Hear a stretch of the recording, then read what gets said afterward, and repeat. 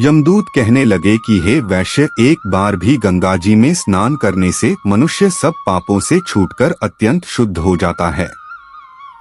जो मनुष्य गंगा जी को दूसरे तीर्थों के समान समझता है वह अवश्य नरक में जाता है।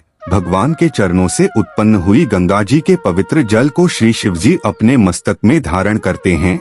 वह ब्रह्मा जो संदेहरहित प्रकृति से अलग और निर्गुण है, ब्रह्मांड में उसकी समानता किससे हो सकती है। गंगा जी का नाम हजारों योजन दूर से ही लेने वाला नरक में नहीं जाता, इसलिए मनुष्य को अवश्य में गंगा जी में स्नान करना चाहिए।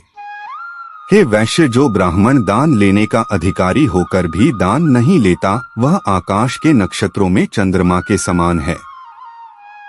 जो कीचड़ से गौ को निकालता है, जो रोगी की रक्षा करता है या जो गौशाला में मरता है वह आकाश में तारा होता है। प्राणायाम करने वाले मनुष्य सदैव उत्तम गति को प्राप्त होते हैं।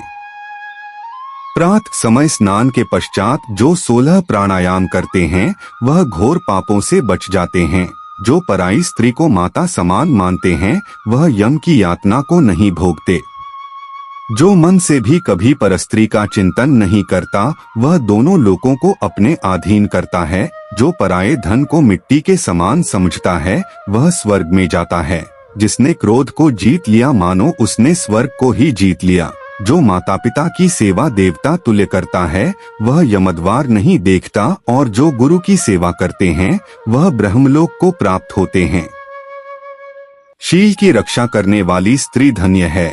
शील भंग करने वाली स्त्री यमलोक जाती है। जो वेदों और शास्त्रों को पढ़ते हैं या पुराण और संहिता पढ़ते और सुनते हैं तथा जो स्मृति का व्याख्यान और धर्मशास्त्र समझते हैं या जो वेदांत में लीन रहते हैं वह पाप रहित होकर ब्रह्मलोक को प्राप्त होते हैं।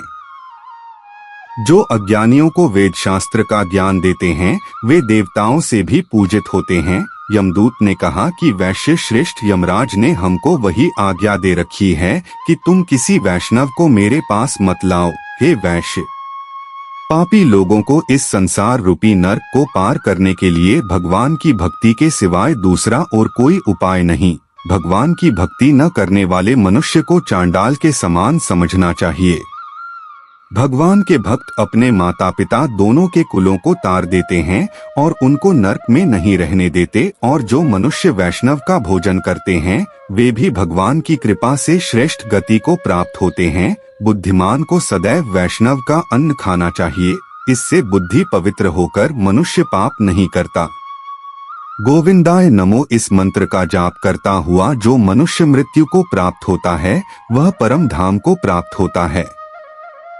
इसमें कोई संदेह नहीं है। जो ओम नमो भगवते वासुदेवाय इस द्वादशाक्षर मंत्र या ओम अष्टाक्षर मंत्र का जाप करता है उसके ब्रह्मा इत्यादि बड़े पाप नष्ट हो जाते हैं।